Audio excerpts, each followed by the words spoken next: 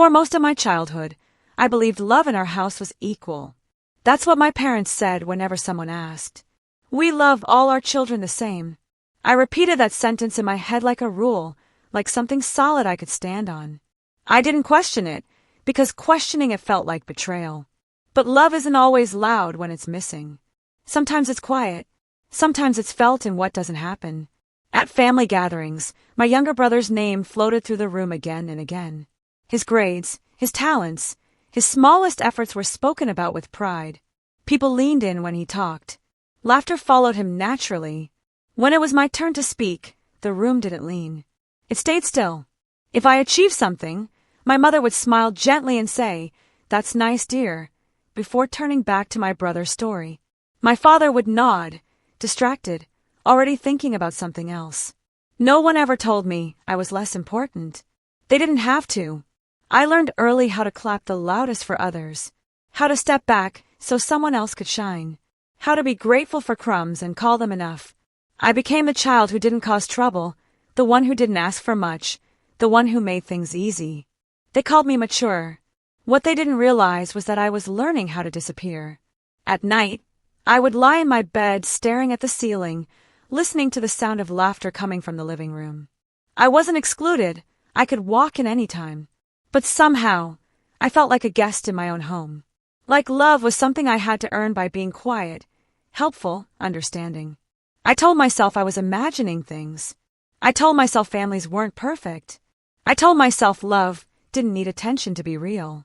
What I didn't understand yet was that the silent favoritism was shaping me, teaching me that my feelings were optional, that being chosen wasn't something I should expect, that love meant waiting and hoping and accepting less.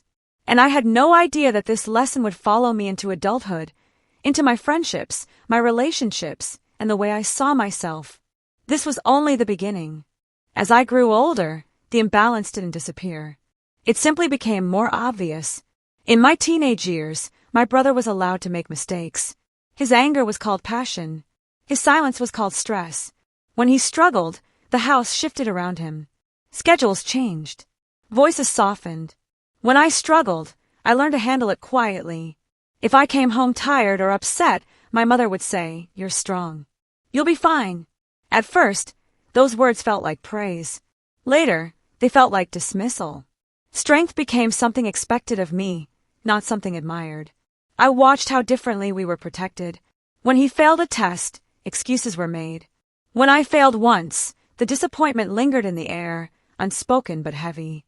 I learned that perfection was safer than honesty, that tears were inconvenient unless they belonged to him. Slowly, I stopped asking for help. I became the one who listened, the one who comforted, the one who understood everyone else's emotions while hiding my own. On the outside, I looked calm and capable.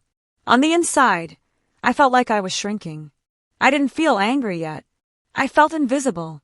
And invisibility has a way of becoming part of your identity if you live with it long enough. The first time favoritism hurt openly, I was 17. I still remember the day, clearly, the sound of rain hitting the windows, the way my hands shook as I stood in the kitchen holding a letter. I had worked so hard for that moment. Late nights, quiet sacrifices, dreams I hadn't spoken out loud because I didn't want to seem selfish. It was an acceptance letter. Not just any acceptance, something that could change my future. I handed it to my parents with a nervous smile, my heart beating so fast it almost hurt. My mother read it quickly. My father nodded once. "That's good," he said. "We'll talk about it later." Later never came. That same evening, my brother announced he wanted to switch interests again. The house filled with discussion, concern, planning. Money was mentioned. Support was promised. Everyone leaned in. I stood there with my letter folded tightly in my hands, feeling something inside me crack. For the first time, I didn't swallow the feeling. I went to my room and cried. Not softly, not quietly, but in a way that scared me. It wasn't just about the letter. It was about every time I had been overlooked. Every time my needs were postponed. Every time I had convinced myself it didn't matter. That night, I realized something painful. I wasn't imagining the difference. And once you see the truth clearly, you can never unsee it. After that night, I stopped expecting anything. Not in an angry way. Not loudly. I simply adjusted myself to the truth. I stopped bringing my dreams to the table. I stopped hoping someone would notice without me asking. I learned how to make decisions alone, even when they affected my future. When my parents asked how I was doing, I answered with short, safe words. Fine. Busy. Okay. They seemed relieved by that. My silence made things easier for everyone. But inside, something was changing. I began to feel guilty whenever I needed something. Asking for support felt selfish. Wanting attention felt childish. I carried my pain quietly because that was the role I had been given. What hurt the most wasn't the favoritism itself. It was how normal it became. I watched my brother receive endless patience while I learned to survive on my own. And slowly, without realizing it, I started believing that this was what love looked like. Conditional, limited, uneven. That belief followed me everywhere. By the time I reached adulthood, the damage was already done. I didn't walk into relationships expecting care. I walked in prepared to earn it. I overgave. I overexplained. I stayed quiet when something hurt because I didn't want to be too much. I chose friends who took more than they gave. Partners who felt comfortable while I felt invisible. It felt familiar. It felt like home. When someone treated me poorly, my first instinct wasn't to leave. It was to ask myself what I had done wrong. That's when I finally understood the true consequence of my family's favoritism. It hadn't just hurt my childhood. It had taught me how to accept less in every part of my life. One evening, sitting alone in my apartment, I thought about how tired I felt. Not physically, emotionally. Tired of proving my worth. Tired of waiting to be chosen. That was the moment I realized something had to change. Because if I didn't confront where this pattern began, I would keep reliving it forever. Change didn't happen overnight. Healing never does. At first, I didn't even call it healing. I just knew I was tired of feeling small. Tired of apologizing for existing. Tired of carrying pain that wasn't mine to begin with. I started noticing patterns I had ignored before. How I stayed quiet when I was uncomfortable. How I smiled when I wanted to cry. How I kept choosing people who felt familiar, even when familiar meant neglect. Distance came slowly. I stopped calling home as often. Not out of anger, but out of self-preservation. Every conversation left me feeling like a child again, trying, hoping, waiting. In the silence, I finally heard my own thoughts. And for the first time, I asked myself a question no one had ever asked me before. What do you need? The answer scared me. I didn't plan the conversation. It happened on a quiet afternoon, the kind of day where everything feels heavy before you even speak. We were sitting together, and something small, something ordinary, set it off. My brother was praised again for doing what I had been doing for years.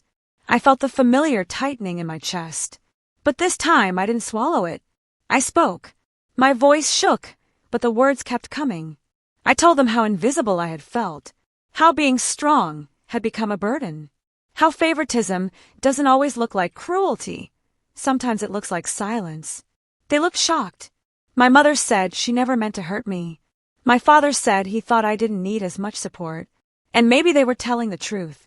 But intent doesn't erase impact. That conversation didn't fix everything. But it changed something. Because for the first time in my life, I chose honesty over harmony.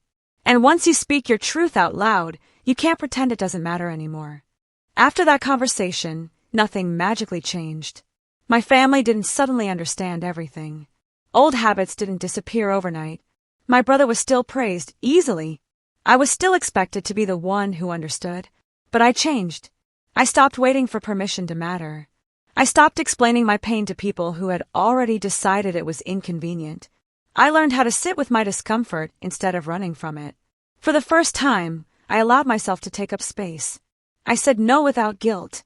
I spoke up even when my voice trembled. I walked away from relationships that felt one-sided, no matter how familiar they felt. Some days were harder than others.